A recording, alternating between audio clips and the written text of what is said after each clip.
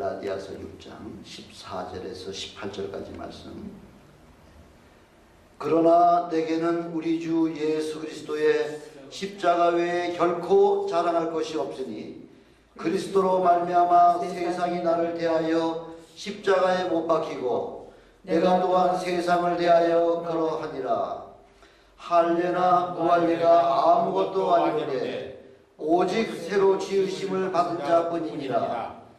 무릇 이 규례를 행하는 자에게와 하나님의 이스라엘에게 평강과 긍휼이 있을지어다. 이후로는 누구든지 나를 괴롭게 말라. 내가 내 몸에 예수의 흔적을 가졌노라. 형제들아, 우리 주 예수 그리스도의 은혜가 너희 심령에 있을지어다. 아멘. 자리에 앉아주시기 바랍니다. 저는 오늘 갈라디아서 6장 14절로부터 18절까지 말씀을 가지고 예수만 자랑하라 하는 제목으로 여러분들과 함께 은혜를 나눠보려고 합니다. 만물의 마지막 때가 가까워질수록 우리 주님께서 뭐라고 우리에게 말씀하고 계시냐면 불법이 성하고 많은 사람의 사랑이 식어진다, 이렇게 우리 주님께서 우리에게 이미 마지막 때에 되어질 일들을 우리에게 말씀을 해주셨습니다. 여기서 LA로 올라가다 보면은 101번 막 들어서면서 우측에 보면은 큰 트윈 타워 빌딩이 나오죠. 쌍둥이 빌딩이죠. 똑같이 생긴 건데 그 안에는 대략 한 2만여 명의 죄수들이 그곳에 이제 머물고 있는데 그 가운데 제가 신문을 보니까 한 7, 8천 명이 2만여 명 가운데 거의 한 반에 가까운 3분의 2 정도, 3분의 1 이상 되는 그 많은 사람들이 정신적인 그 충격 때문에, 정신적인 그 고통 때문에 뭐 엄청나게 사람이 감히 컨트롤을 할 수가 없다는 거죠. 다른 말로는 무슨 말이냐면은 귀신이 들려가지고 사람의 힘으로는 감당할 수가 없을 만큼 이렇게 아주 난폭하다는 거죠. 하다못해 그 죄수들을 샤워를 시키려면은 그 전기총으로다가 쏴가지고서 기절을 시키고 난 다음에 샤워를 시킬 수 있을 만큼 이렇게 아주 귀신이 들려가지고서 뭐 그 사람들 이야기는 정신적인 그런 문제 때문에 아주 온통 굉장히 그 안에 통제가 참 힘들다는 것입니다. 저도 몇 년 동안 거기 다녀봤지만은 그분들, 거기 수감되어 있는 분들 눈동자가 딱 마주치면요, 그 눈 속에서 살기가 바짝 날 정도가 그렇게 무섭습니다. 근데 지금 나라에 지금 예산이 부족해가지고 만기를 채워서 내보내는 사람이 하나도 없다는 거죠. 다 한 3분의 반 이상이나 한 3분의 2쯤만 되면 다 내보낸다는 거죠. 그런 분들이 다시 나오면은 얼마나 또 더 큰 범죄를 갖다 저지르는지 사람이 컨트롤할 수가 없다고 이야기를 하고 있지 않습니까? 우리가 다른 말로다가 표현할 것 같으면은 예수 그리스도의 은혜를 체험하지 못하기 때문에, 세상이 너무나 각박하기 때문에 아무도 그들의 영혼을 잘 감싸주지 못하고 보호하지 못하기 때문에 세상은 점점 더 불법이 성할 수밖에 없다고 하는 것이 바로 그게 우리 마지막 때에 되어질 일들이라는 것이죠. 그래서 우리 주님께서 그 세상의 모든 죄악을 친히 감당하시기 위하여 십자가의 죽으심으로 말미암아 우리의 모든 죄의 문제를 우리 주님께서 해결해 주셨기 때문에 이제는 누가 됐든지 간에 주님 안에 들어오기만 하면은 바로 하나님의 축복의 반열에 들었을 뿐만 아니라 그런 여러 가지 어렵고 힘든 과정들을 다 물리칠 수 있는 그런 엄청난 은혜가 준비되어 있음에도 불구하고 지금 그 일을 지금 많은 사람들이 그 은혜를 체험하지 못하기 때문에, 그래서 이렇게 세상이 점점 더 어려워져가는 모습을 우리가 보게 됩니다. 그래서 예수님이 십자가에 죽으실 당시에 십자가를 바라보면은 모든 사람들은 그 십자가가 마치 그 인간의 가장 저주의 결과가 바로 십자가 죽음이라고 하는 그렇게 생각을 했습니다마는 그 십자가를 통해서 우리 하나님께서는 엄청난 축복을 그 십자가 안에 담아주셨다는 거죠. 십자가의 하나님의 비밀과 하나님의 축복이 바로 그 십자가 속에 바로 하나님께서 계획하고 계시다는 거죠. 사도 바울은 벌써 2000년 전에 그 십자가의 비밀을 체험을 했다는 거죠. 깨달았다는 거죠. 그래서 오늘 본문 말씀에 갈라디아 6장 14절에 보니까 예수 그리스도의 십자가만 자랑한다 이렇게 다 이제 선포하고 있지 않습니까? 십자가가 뭔데 사도 바울은 내가 자랑할 것이 있다고 할 것 같으면은 예수 그리스도의 십자가 외에는 다른 거 자랑할 것도 없다고 그렇게 첫 번째로 그렇게 우리가 말씀하고 있지 않습니까? 유대인 가운데 아마 사도 바울만큼 자랑거리가 많은 사람은 찾아보기 힘들 정도입니다. 종교적인 면에서 한번 따져볼 것 같으면은 그 수많은 그 종교적인 그 가운데 유대교 가운데의 율법을 철저하게 지키되 바리새인 중에 바리새인이다. 하는 율법을 어떻게 얼마나 철저하게 지켰는지 그 율법을 철저하게 지키는 바리새인들이 예수님 당시에 대략 한 4~5천 명 가까이 됐었는데 그 바리새인 중에서도 최고의 바리새인의 반열에 들어갔을 만큼 그렇게 율법을 철저하게 지켰다는 거죠. 그 율법의 의로는 뭐 흠잡을 데가 없다고 그렇게 말씀하고 있지 않습니까? 흠이 없는 사람이라고 얘기할 정도로다가 이렇게 유대교 종교적인 그 안에서도 가장 앞선사가 바로 사도 바울이었어요. 사울이었었죠.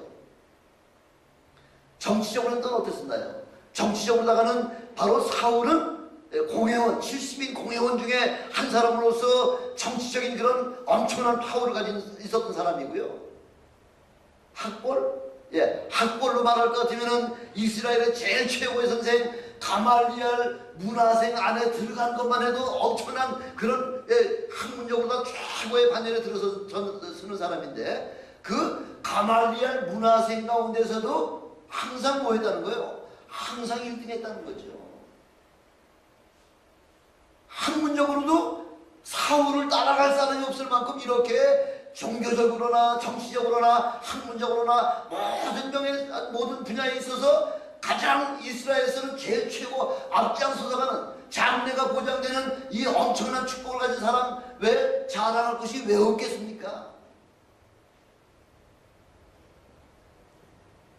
그 모든 그런 그 명예와 그런 모든 권세와 모든 물질을 예수님을 체험하고 나니까 그 세상 사람들이 추구하고 바라보는 그 세상의 모든 그런 그 소망하는 것들이 하나의 배설물 같이 그렇게 생각이 되더라 이렇게 말씀하고 있지 않습니까?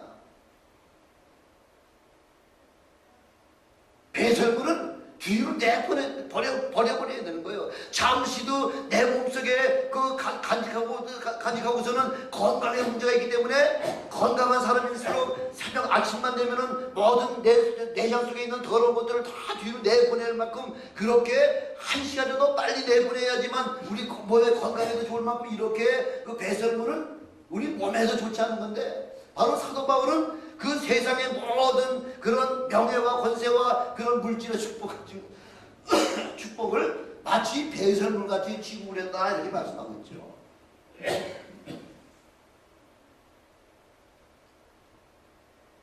그래서 사도 바울이 가는 곳곳마다 예수 그리스도의 십자가만 자랑하고 다녔다는 거죠. 그 십자가 속에는 하나님의 섭리와 하나님의 경륜이 숨어져 있기 때문에 그 십자가에는 바로 하나님의 사랑과 인간의 모든 구원이 바로 이루어지는 바로 그 장소가 바로 십자가라는 사건입니다. 죄로 말미암아 하나님과 원수되었던 우리 관계가 십자가의 보혈로 말미암아 둘이 하나가 되는 화목이 바로 십자가 사건을 통해 이루어졌다는 거죠. 몇천 년 동안 하나님과 이 죄인과의 적대적인 그런 관계였던 바로 우리들이 예수 그리스도가 십자가에 돌아가시는 순간에 하나님을 아바 아버지라고 부를 수 있는 그 엄청난 축복의 권세를 우리가 누리게 되었다는 것입니다. 바로 십자가는 저주가 변하여 축복으로 변하게 되었고요. 더 이거보다 더 큰 자랑이 어디 있겠냐고 담대하게 그렇게 사도 바울이 지금 선포하고 있는 거죠. 사망이 생명으로, 원수가 하나님의 자녀로다가 변화되는 바로 그 축복이 바로 십자가 사건이라는 것이죠. 구약에서는 우리 유대, 세상 사람들은 말할 것도 없지만은 유대 사람들 중에서도 그 우리의 죄의 문제를 해결하려면은 양을 잡아서 양푼에다 피를 받아가지고서 우순초에다가 그 피를 묻혀가지고 대제사장이 지성소 안에 들어가서 그 덮개에다가 그 피를 갖다가 뿌림으로 말미암아, 그래서 죄가 깨끗하게 씻어진 것이 아니라 죄를 1년 동안 망각시키는, 죄를 잊어버리는 그 은혜, 죄를 잊어버리는 것도 큰 은혜죠. 그 은혜를 그 유대 백성들에게 주셨던 바로 그 하나님께서, 바로 예수님의 십자가 사건은 바로 유대인들뿐만 아니라 온 인류의 죄의 문제를 한꺼번에 해결하는 엄청난 축복이 있었다는 거죠. 이스라엘에 지금도 가면은, 저는 가보지 못했습니다만 지금도 그 성경 고고학자들이 그 이스라엘 주변에서 혹시라도 어떤 그런 물건을 취득을 해서 바로 그 물건으로 말미암아 성경의 모든 기록된 말씀이 사실인가 아닌가를 갖다가 구별할, 그걸 증명하기 위해서 요즘 성경 고고학자들이 늘 세계 방방곡곡에서 흩어져 가지고서 그 성경과 연관되는 사항이라면 그 연구하려고 애를 많이 쓰는 학자들이 있죠. 성경 고고학자예요. 그 성경 고고학자 중에 미국인 그 란 와이어트라고 하는 사람이 있습니다. 이 사람이 이스라엘 정부의 허가를 받아가지고 몇 년 동안 이스라엘 구석구석을 다 돌아다녔다는 거예요. 다 탐사했다는 거죠. 그래서 아무것도 찾지 못하고 그냥 이스라엘에서 철수하려고 했는데, 그럴 때마다 성령님께서 계시를 주셔가지고 조금만 더 참아라, 조금만 더 찾아봐라 하고서 그런 성령의 음성을 듣고서 계속 그 탐사를 하다가 마침내 예레미야 동굴을 발견했다는 거죠. 그 예레미야 동굴을 발견해서 거기서 모든 걸 무덤 속에 묻혀있는 걸 다 파내고, 무덤이 아니라 그 예레미야 동굴을 다 파내고 보고 나니까 그 안에 바로 그렇게 찾던 바로 법기가 그 안에 들어가 있더라는 거죠.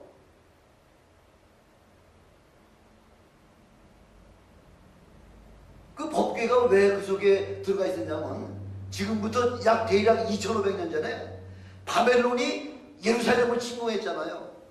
그러면 예루살렘의 그 모든 성직자들이 너무나 급한 나머지 그 다른 거는 다 빼앗겨도 상관없지만은 제일 중요하게 이스라엘의 바로 하나님의 상징이 되는 그 법궤만은 그 빼앗길 수가 없기 때문에 그 하나님의 법궤를 원래 감춰다가 이거 예레미야 동굴을 파가지고서 거기다 감춰놨었다는 거죠.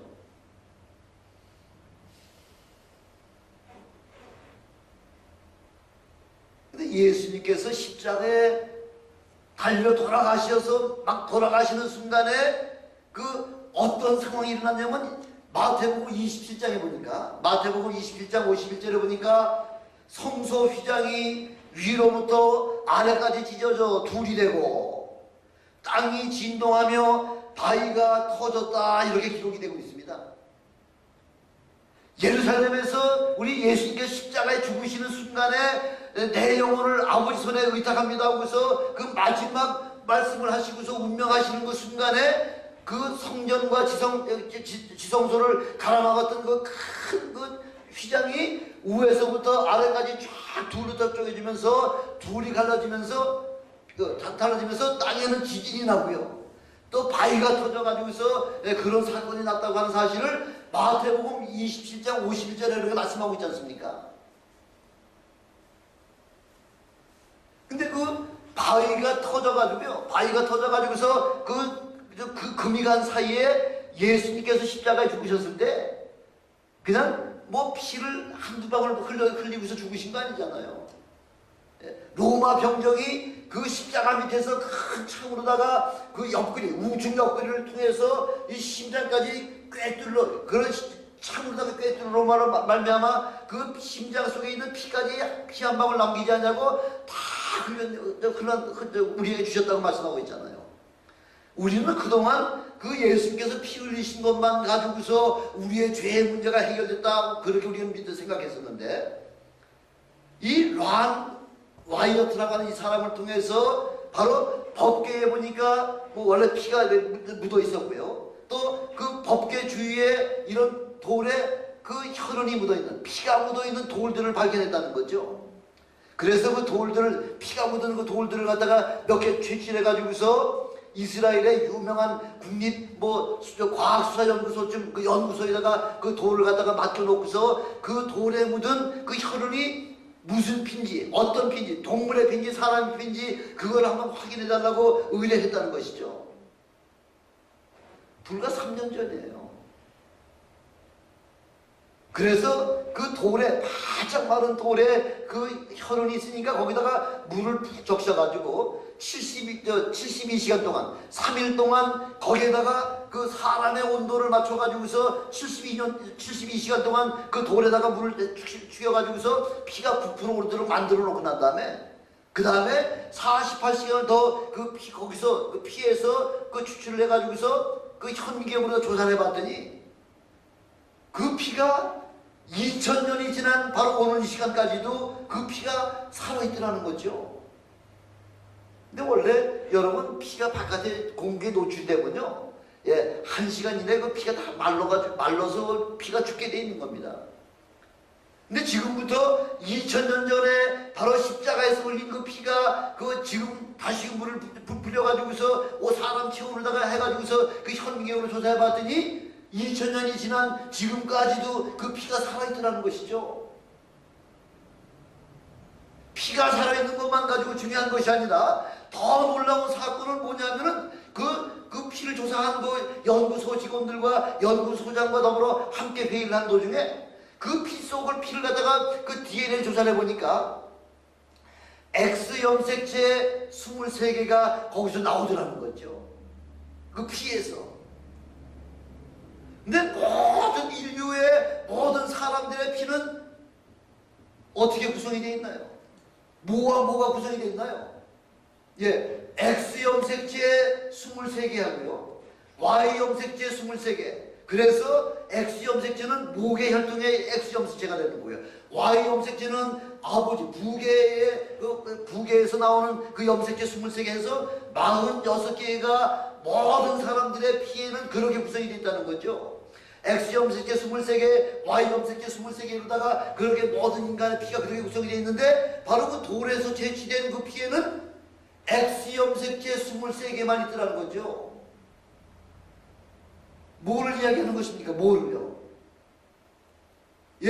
여인의 피에서만 그 혈통을 받은 것으로다가 그렇게 나와 있더라는 거죠. 그럼 바로 그 예레미야 동굴에서 발견된 그 돌에 묻어있는 그 혈흔이라고 하는 얘기, 그 피는 바로 예수님이 십자가에 돌아가시는 순간에 그 피가 그 땅이 움직이고 바위가 터지는 틈을 타해서 그 예수님의 피가 흘러내려가지고, 바로 그 돌에 묻은 피는 바로 예수님의 피요, 바로 그 예수님의 피는 오늘 이 시간까지 살아있을 뿐만 아니라 바로 그 피는 남성의 그 모든 그 남자가 섞이지 않냐는 온전한 동정녀 마리아에게서만 의해서 그 한 생명이 이 땅에 태어났다고 하는 예수 그리스도의 피라고 하는 사실이 그 실험을 통해서 증명이 됐다는 거죠.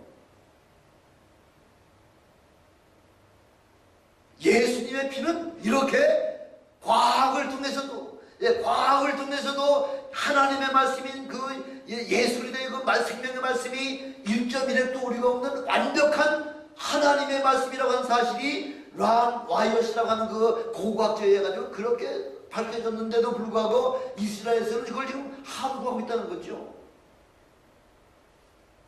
양의 피가 아니라 바로 우리 하나님의 아들이신 예수 그리스도의 피가 어디에 뿌려졌다고요? 시은자에, 속죄자에 뿌려졌기 때문에 바로 그 속죄자에 뿌려진 예수님의 피로 말미암아 비로소 모든 인류 인류의 죄의 문제를 바로 예수님 그리스도께서 해결해 주셨다고 하는 사실을 바로 증명을 했다는 것입니다.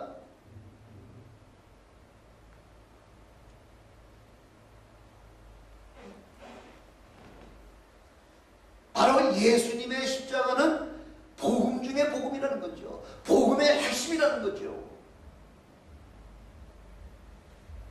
바로 이 놀라운 비밀을 저와 여러분들 예수 그리스도의 보혈로 말미암아 예수의 십자가 보혈로 말미암아 온 인류가 구원됐다고 하는 사실을 그렇게 바로 그 구원받은 바로 반열 중에 내가 포함됐다고 하는 이 사실을 자랑하시는 여러분 되시길 주님의 이름으로 축원합니다.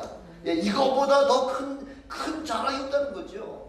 그래서 사도 바울은 그 예수님의 십자가의 그 엄청난 능력을 체험하고 나니까 세상의 모든 것들이 뭐같이 생각됐다고요? 배설물같이 취급할 정도로 아무것도 아니라는 거죠.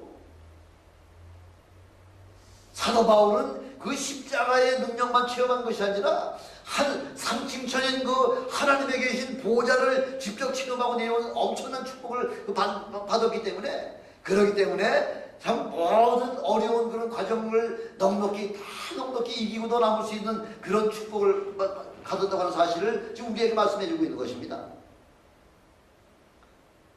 그래서 갈라디아서 6장 14절에 내게는 우리 주 예수 그리스도의 십자가 외에 결코 자랑할 것이 없다고 다 선포하고 있지 않습니까?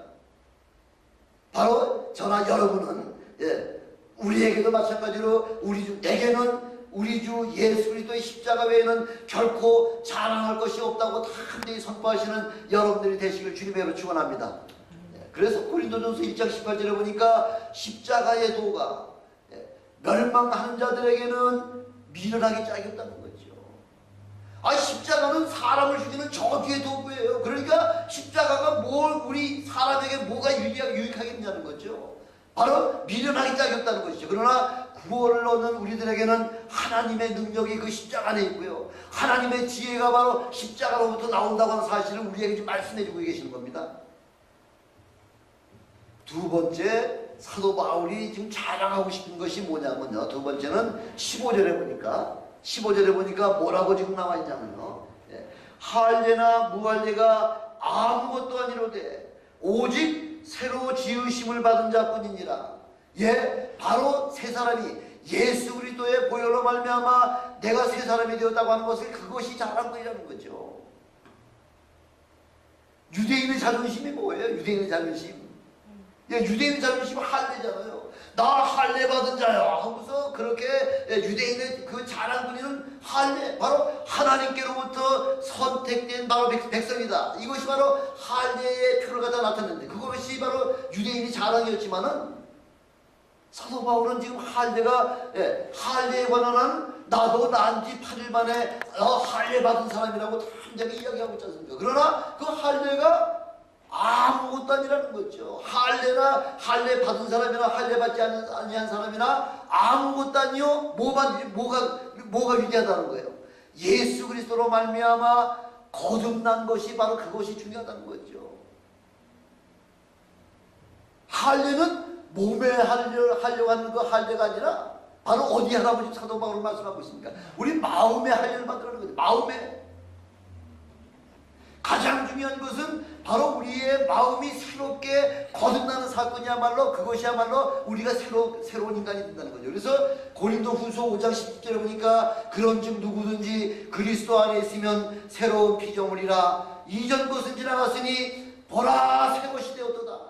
예수 그리스도 안에서 우리 모두가 다 새롭게 태어난 그런 새 것이 된 여러분들이 되시길 주님의 이름으로 축원합니다. 그래서 요한복음 1장 12절 13절에 보니까 영접하는 자 곧 그 이름을 믿는 자들에게는 하나님의 자녀가 되는 권세를 주셨으니 이는 혈통으로나 육정으로나 사람의 뜻으로 나지 아니하고 오직 하나님께로서부터 난 자들이니라. 예수 그리스도 이름을 믿는 자들에게는 하나님께로부터 거듭난 그런 하나님의 자녀가 되는 축복을 받으시는 여러분 되시길 다시 한번 주님의 이름으로 축원합니다. 오직 예수 그리스도 이름이라는 거죠.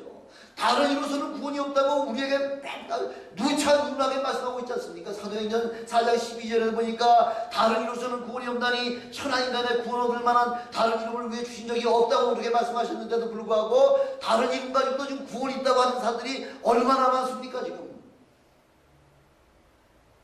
그래서 더 이상 선민은 유대인이 아니라 바로 예수 그리스도를 영접한 하나님의 자녀인 바로 우리가 하나님의 선민이라는 거죠. 우리가 바로 하나님의 자녀라는 거죠. 그래서 고린도후서 6장 2절에도 보니까 보라 지금은 은혜 받을 만한 때요, 보라 지금은 구원의 날이로다 하고 이렇게 선포하고 있지 않습니까? 바로 지금이 구원의 날이요, 바로 지금이 은혜 받을 만한 때라는 거죠. 지금이라는 거죠. 예수 그리스도를 우리가 증거하다 보면은 여러분 주위에 예수 믿어야 구원 받습니다 하고서 이야기할 때에 보통 대부분 사람들이 뭐라고 이야기합니까? 나중에 믿겠다는 거죠. 나중에. 나 돈 좀 벌고 난 다음에 나중에 예수 믿겠다는 거죠. 나중에요? 천만의 말씀이에요. 아니 5분 후에 이 일을 우리가 어떻게 알고 있겠습니까? 어제 그저께 금요일날 그 신문 여러분 뉴스 들어보셨죠? 예. 한 20대 청년이 모르겠어요. 아직 조사가 끝나지 않아가지고서 어떤 뭐 마음의 울분이 있는지 모르는데 그 자기의 그 사소한 그 마음의 울분 때문에 반자동 소총을 가지고서 LAX에 가가지고서요 무차별하게 사람을 막 그냥 총으로다가 난사해가지고서 그 중에 한 사람은 죽고 세 사람은 부상을 입었다고 그렇게 말씀하고 있잖아요. 그래서 바로 그 전날 목요일날은 저희 처제가 이제 한국 바로 똑같은 시간에 한국으로다가 떠났는데 금요일날 그 다음날 그 한 20대 청년이 총을 반자동 소총 가지고 나와가지고서 아니 LAX에서 지금 그 시내로다가 빠져나오는데 신문 보니까 6시간에서 7시간 걸렸다는데요. 예, 그 파킹랏에서 바깥에 빠져나오는데 6, 7시간 걸릴 정도로다가 혼란을 일으켰다는 거죠. 아니 5분 후의 일을 우리가 어떻게 알아요? 나중에 믿겠다? 돈 좀 더 벌고 믿겠다? 천만의 말씀이죠. 예, 천국은 어떤 자에게만 허락이 된다고 말씀하고 있나요? 모든 사람에게 다 허락되어 있는데 그 가운데에 회개한 자만 천국에 들어갈 수 있다고 그렇게 우리에게 말씀하고 있지 않습니까? 어떻게 해야지 우리가 어떻게 해야지 우리 회개하는 겁니까? 내가 죄인이로소이다 이렇게 고백해야 된다는 거예요. 내가 죄인이로소이다. 내가 죄인임을 고백하는 자라야지만 바로 하나님의 자녀가 되는 권세를 주겠다고 말씀하고 있죠. 아무나 대충 믿어가지고 구원받는 거 아니에요. 노아의 때는 온 세계에 구원받은 사람이 몇 사람인가요? 온 세계에. 노아의 때는, 노아 홍수 때는 온 세계에 구원받은 사람은 노아의 8식구밖에 없어요. 그렇게 쉽게 들어간 데가 아니에요. 소돔과 고모라가 너무나 죄악의 과정에서 하나님께서 소돔과 고모라를 진멸하실 때에 몇 사람이나 구원받았나요? 몇 사람? 세 사람이에요. 세 사람. 롯과 그 롯의 두 딸 세 사람만 구원받고 나머지는 다 유황불에 진멸이 된 거예요. 하나님 너무 잔인하지 않습니까? 하나님은 잔인하신 하나님 아니세요? 예, 누구든지 다 예수 믿으라는 거죠. 누구든지 다 예수 그리스도 안에 들어오라는 거죠. 들어오면 누구를 만나고 다 구원시켜 주시겠다고 문을 활짝 열어놓으셨는데도 불구하고 안 들어오기 때문에 몸도 구원 못 받는 거예요. 문을 구원의 기회는 다 주셨는데도 안 들어와서 구원 못 받는 거예요. 그걸 할 수 없는 거죠. 아니 이런 하나님, 이런 자비로운 하나님은 어디 계세요? 아무나 다 오라는 거죠. 누구든지 돈 없이 값 없이 거저와서 젖과 떡을 우유를 사라고 그렇게 말씀하고 있잖아요. 돈 없는 자도 없고 오고 모든 자가 다 오라. 도둑놈도 오고 강도도 오고 살인자도 오고 누구든지 다 오라는 거죠. 어저께 중앙일보 8면에 보니까 WCC에 참석한 로마 교황청 코우 추기경의 사건이 나오대요. 제가 그래서 이거 직접 사진을 제가 신문을 제가 오래 가져왔습니다.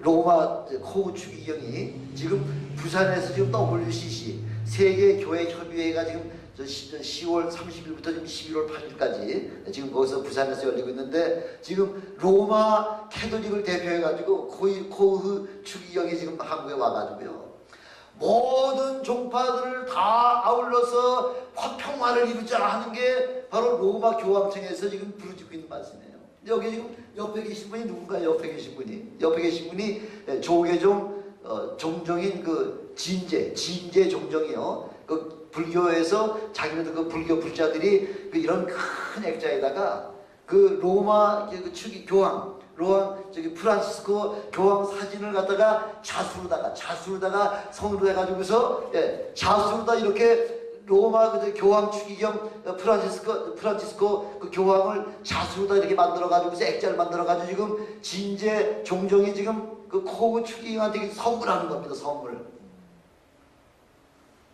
세상 사람들이 이걸 봤을 때는 참 마음 넓고 모든 종교 이 종교만 오는 게 아니라 이 종교도 옳고 모든 걸 다 용납하지 않고서 얼마나 듣기 얼마나 아름답습니까? 근데 우리 하나님은 그렇게 말씀하시지 않았잖아요. 다른 이로서는 구원이 없다고 우리에게 분명히 말씀하셨는데, 너도 좋고 나도 좋고 우리 다 같이 함께 구원받자, 그런 일이 없다는 거죠. 제가 며칠 전에도 또 지난주에도 말씀드렸잖아요. 교황 프란치스코가 그 브라질에 갔다가 로마로 돌아가는 그 비행기 안에서 기자들과 2시간 동안 80분 동안 그 기자회견하면서 교회가 동성결혼자하고 낙태에 관한 데서 너무 교회가 간섭하지 마 하고 그렇게 로마 캐톨릭의 최수장이 로마 추기경 교황은 바로 로마 교회의 상징이에요. 바로 법이에요. 그 사람 입에서 나온 말이 바로 법이에요. 교황은 죄가 없다고 그렇게 결정을 해버렸다는 거예요. 제 2차 바티칸 공의회 때 교황은 죄가 없는 자다 이렇게 결정했다고 제가 지난번에 말씀드렸잖아요. 아니 그런 자가 지금 하나님을 지금 아주 정면으로 다 치고 나오는 거죠. 하나님은 동성결혼은 절대 안 된다고 아주 소돔과 고모라를 진멸시켜놨는데, 지금 교황은 대치 오케이. 교회가 동성결혼하고 이런 그 낙태하는 거 그거 관섭하지 마 하면서 하도록 내버려둬. 이게 그 얘기 아닙니까? 그 얘기.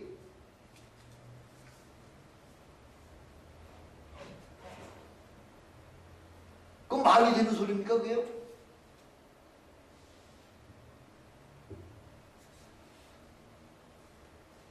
이렇게 지금 세상 종교가 지금 그 WCC 기독교에서 지금 하는 건데, 그 자료를 보니까 대략 한 345개 교단이 모였다는데, 345개 교단 8,500명이 지금 부산에 모여가지고 지금 뭐 잔치 벌어지고 있습니다. 잔치 벌어지고. 하나님이 어떻게 생각하든지 간에 그건 상관하지 않냐고. 지금 너도 좋고 나도 좋고 우리 모두가 다 평화를 이루어가서 다 구원받자는 이야기인데, 그렇게 구원이 됩니까? 천만의 말씀이죠.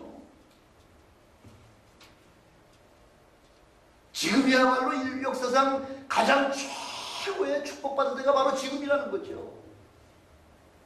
우리 하나님께서는 지금 모든 문을 활짝 열어놓고 이제 닫을 날짜가 얼마 남지 않았다는 거죠.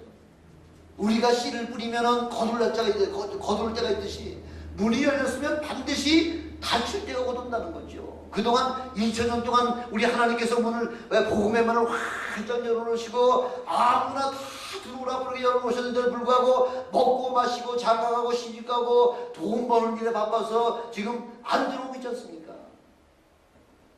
나중에 어떻게 될지 모릅니다. 아니 나인완환 사건 때 그 미국의 상징이 뭐예요? 그 월드 트레이드 센터 아니 WTC 미국 경제가 세계 경제를 주도하는 그 월드 트레이드 센터 두 개가 한 시간 안에 두 빌딩이 그냥 와르르 무너지면서 전 세계의 엘리트 중에 엘리트, 최고의 엘리트들이 모아있는 그 빌딩 두 개가 순식간에 무너지면서 약 3,500명이 죽었잖아요. 귀한 생명들이, 똑똑한 사람들이. 그 사람들이 그 월드 트레이드 센터가 무너지라고 상상이나 했겠습니까? 미국의 그런 알카에다에 의해서 공격받을 걸 상상이나 했겠느냐는 거예요.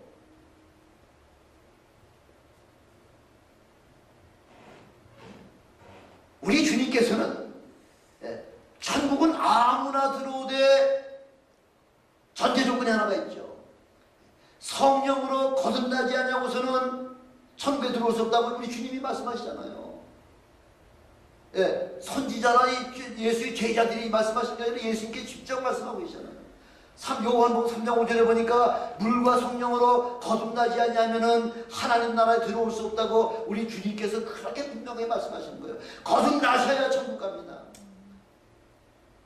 교회당들에 몇 번 들락날락 거렸습니다. 나 결혼식 할 때 촛불 그 교회당에서 촛불 켜고서 결혼식 했습니다. 그거 안 된다는 거죠. 이 자리에 계신 분은 한 분도 빠짐없이 다 물과 성령으로 거듭나서 주님의 반열에 참여하신 여러분 되시기를 주님으로 축원합니다. 그걸 자랑하셔야 되는 거예요. 그래서 미국 사람들이 꼭 물어보면 나 크리스찬이라면 꼭 물어보는 게 있죠. 나 크리스찬이라고 얘기하면 꼭 물어보는 게 뭐예요? 아유, 본어긴 크리스찬? 거듭난 크리스찬이냐? 이거 물어보는 거예요. 다른 거 안 물어봐요. 너 직책이 뭐냐? 너 뭐 어떤 거 백그라운드가 뭐냐? 이거 안 물어봐요. 너 본어긴 크리스찬이냐? 거듭난 크리스찬이냐? 이거 물어보는 거예요. 왜? 그것이 우리 기독교인의 가장 중요한 것이기 때문에. 다른 거 소용없다는 거죠. 거듭난 그 자랑을 많은 사람들에게 증거하시기 여러분 되시고 제가 다시 한번 주님의 축원합니다. 세 번째, 사도 바울이 지금 그렇게 지금 자랑하고 싶어 하는 게 뭐냐면 17절에 보니까 17절에 뭐라고 얘기하냐면은 이후로는 누구든지 나를 괴롭게 말라. 내가 내 몸에 뭘 했다고요? 내 몸에 예수의 흔적을 가졌노라. 예수의 흔적 가진 게 사도 바울의 자랑이라는 거예요. 어떤 흔적인데? 흔적이라고 하는 말이 그 헬라어로다가 뭐냐면 스티그마예요. 스티그마가 뭐냐면은 옛날 그레고 로마 시대랄 때 그리스 로마 시대에 쇠인도 있죠. 쇠도장이죠.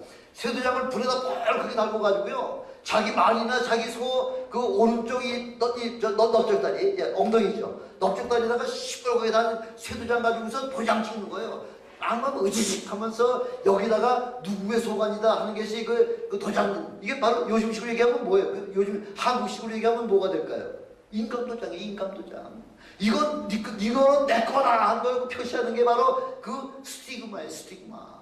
노예들한테는 이마에다 그 인두로다가 쇠도장으로다가 인두로다가 이마에다 해가지고서 이거는 윤씨의 노예다. 요거는 박씨의 노예다. 요거는 김씨의 노예다. 하고 여기다가 쇠도장으로다가 불인두로다가 도장 찍어놨듯이 바로 그게 흔적이에요. 흔적. 근데 사도 바울은 나는 어떤 흔적이라는 얘기예요. 예수 그리스도의 흔적을 예수 그리스도의 흔적을 가진 것이 그것이 그렇게 자랑스럽다는 거죠. 깡패들이 자랑하는 건 뭐예요? 깡패들이 자랑하는 거. 깡패들이 사람들이 있으면 많은 사람이 있으면 그 우통을 탁 벗어시킨다 그러잖아요. 여기에 칼자국, 여기에 뭐 도끼 자국, 여기에 칼자국 해가지고서 막 그런 자국이 많이 난 사람이 깡패 사회에서는 그게 깡패 아주 그게 자기네 아주 자랑거리라고 얘기하잖아요. 감옥에 가면 누가 왕인가요? 감옥에 들어가면 누가 감옥 출입을 많이 해? 누가 많이 별 달았느냐? 그 감옥에 한번 들어갔다 나온 걸 갖다가 별 하나 달았다라는데 누가 감옥에 많이 들어갔다 나오느냐? 그 많이 들어갔다 나온 님이 감옥 안에서는 왕이잖아요. 북한의 김정일이 나올 때 보면 늘 옆에 따라다니는 친구들 있잖아요. 군복 입고 모자 쓰고 보면 여기에 뭐 훈장들을 자꾸 주렁주렁 달고 다니죠. 군인의 명예가 바로 훈장이듯이 바로 우리 크리스찬들의 바로 자랑은 예수 그리스도의 흔적이다 하고서 지금 사도 바울이 그렇게 지금 우리에게 말씀하고 있는 거예요.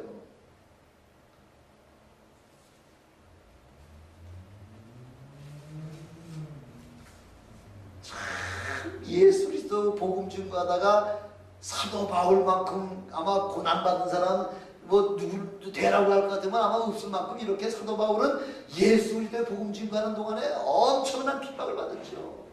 고린도후서 11장 24절로 27절 보니까 유대인들에게 가하는 40의 하나 감한매, 40대 이상을 때리면은 어떻게 된다면요? 율법을 어기는 거잖아요. 그래서 40에 마이너스 하나 해가지고 39대 때린다는 거죠. 자, 어떻게 실수하다가 40대를 넘지 않도록 하기 위해서 40의 하나 감한매를 사도 바울은 몇 번 맞았다고요?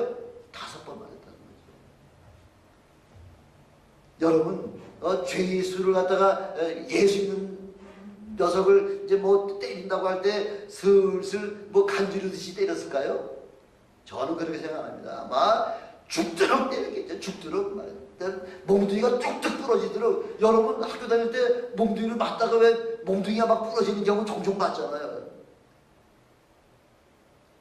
아마 39대씩을 그런 거를 5번을 맞았다니까 한 번 맞을 때마다 여기가 다 찢어졌을 거라고 생각됩니다.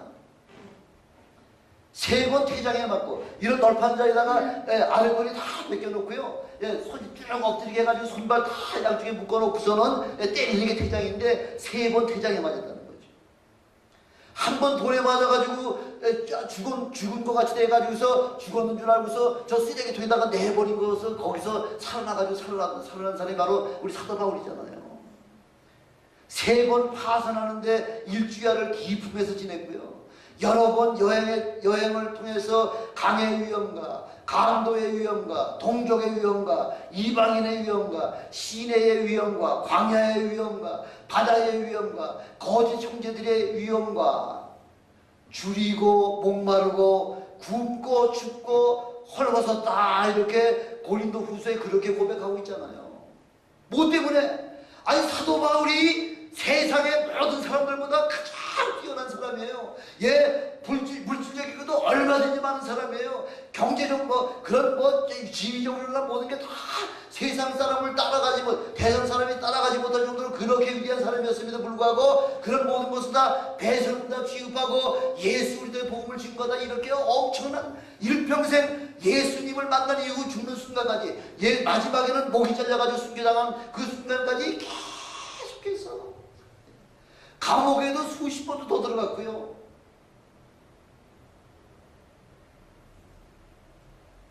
그러다 보니까 온몸에 예수 그리스도의 흔적으로 가득 찼다는 거죠. 예수님 복음 증거하다가 의도 맞아가지고서 상처난 것들로 아주 온몸에 가득 찼다는 거죠. 그것뿐만 있는 거 아니에요. 그것뿐만 있는 게 아니라 고린도 후서 12장 7절 9절을 보니까 그렇게 예수 그리스도 복음 증거하다 의도 맞아가지고 상처가 흔적이 있는 것도 그것도 부족해가지고 육체에 가시가 있었다는 거예요. 육체에 질병이 있었다는 거죠. 어떤 질병인지 모르겠지만 한 육체에 가시가 있어가지고 이것이 떠나기 위해서 하나님 앞에 3번이나 간절하게 기도했음에도 불구하고 하나님께서 뭐라고 말씀하시냐면요.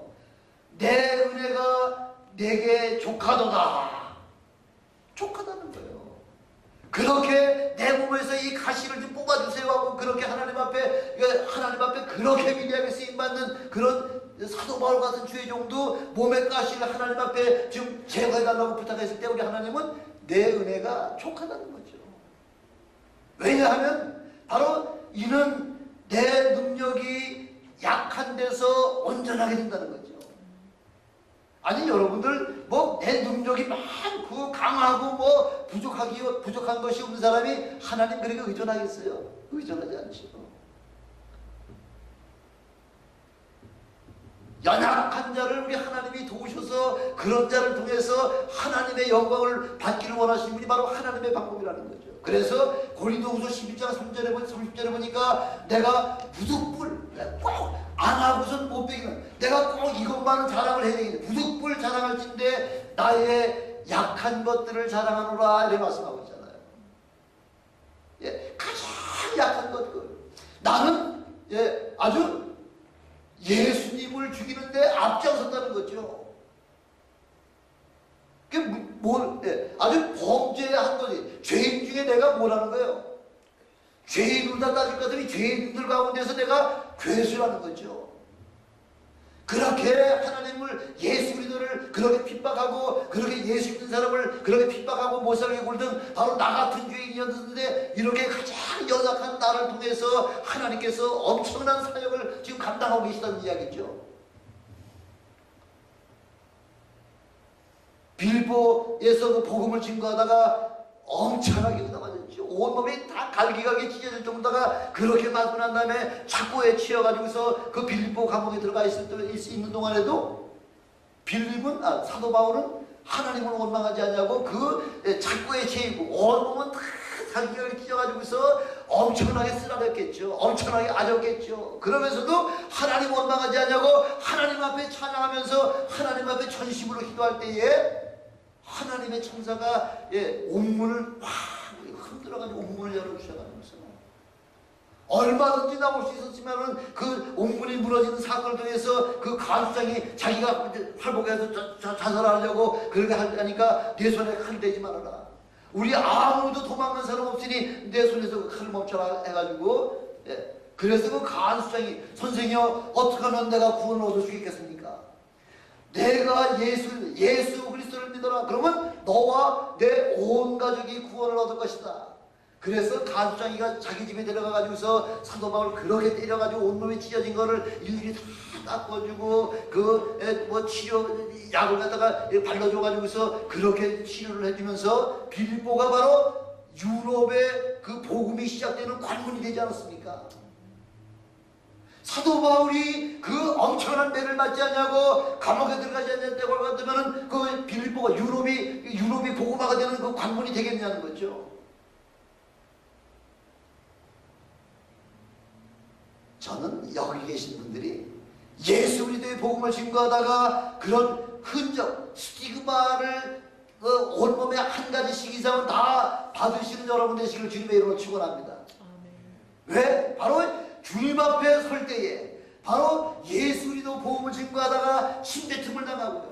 예수 그리스도 복음을 증거하다가 몸에 상처를 당한 이 모든 것들이 우리 주님 앞에 가면 그것이 영광의 멸류관으로 우리 주님께서 그렇게 우리에게 씌워주실 것을 생각하면은 이 땅에서의 고난은 장차받을 그 영광에 비하면은 아무것도 아니다. 이렇게 사도 바울이 고백하잖아요. 내가 이 받은 상처는 주님 앞에 받아가서 받아야 될 그 영광의 그 멸류관을 생각할 것 같으면 아무것도 아니라는 거예요. 아무것도.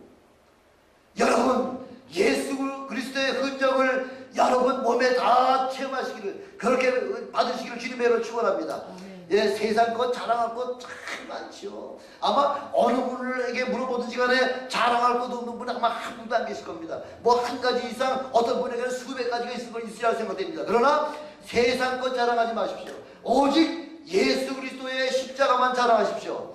예수 그리스도로 말미암아 내가 새 사람이 된 것을만 자랑하시길 주님의 이름으로 축원합니다. 예수님 때문에 얻은 흔적을 마음껏 사람들에게 나 이렇게 예수 그리스도 증거하다가 이거 상처는 바로 예수 그리스도 증거하다가 얻은 상처라고 하는 것을 담대하게 많은 사람들에게 증거할 때에 그것 통해서 많은 사람들에게 은혜를 끼칠 수 있는 그런 위대한 믿음의 성도들이 되시기를 주님의 이름으로 축원합니다. 기도하시겠습니다.